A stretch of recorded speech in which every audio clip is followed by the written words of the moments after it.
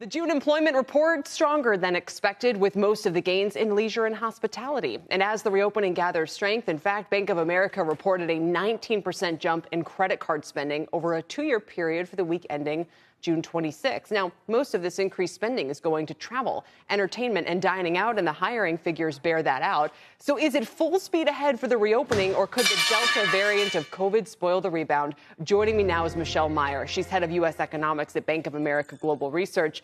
Michelle, it's great to have you here. And I think that, just as we're getting to a breakout point in the labor market and the economy, do you think there's any signs yet of this Delta variant slowing things down, or do you think the economy is going to kind of move past it and move through it and not be phased this time around?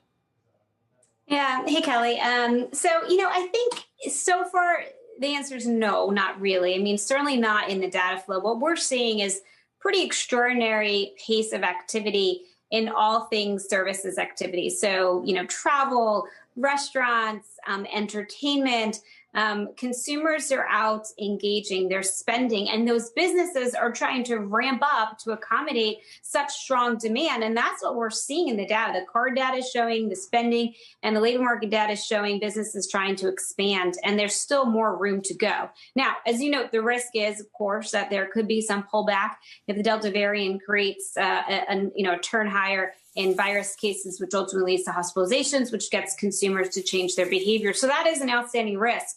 But at the moment, it's not showing up in the data flow. So let's talk about the strength in the economy, the strength in the stock market, and the fact that bond yields are dropping, Michelle. A lot of people say it's because the labor market is finally showing gains in leisure and hospitality. The hardest hit COVID sectors are catching back up to everybody else. They're saying that means the Fed is going to taper, and that tightening is actually flattening the yield curve and dropping bond yields. Do you think that makes sense? Well, look, I think we have to consider the two levers that the Fed pulls quite differently. Yes, I think the Fed is setting up to taper. They're making progress on the labor market. The inflation data looks clearly a lot stronger. And they've been laying the groundwork for tapering. So our sense is they will go ahead and announce the plan in September. Shortly after that, they'll go ahead and taper.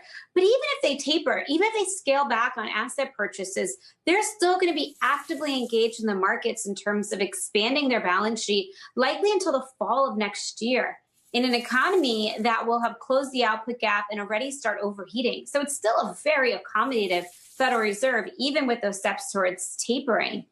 And then the other lever, interest rate hikes, that I think they're still far from pulling. Our sense is that we're looking at 2023, second half of 2023, before the Fed feels comfortable starting to hike interest rates.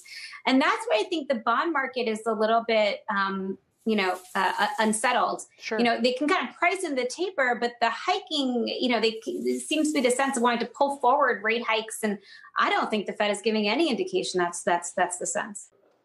Shepard Smith here. Thanks for watching CNBC on YouTube.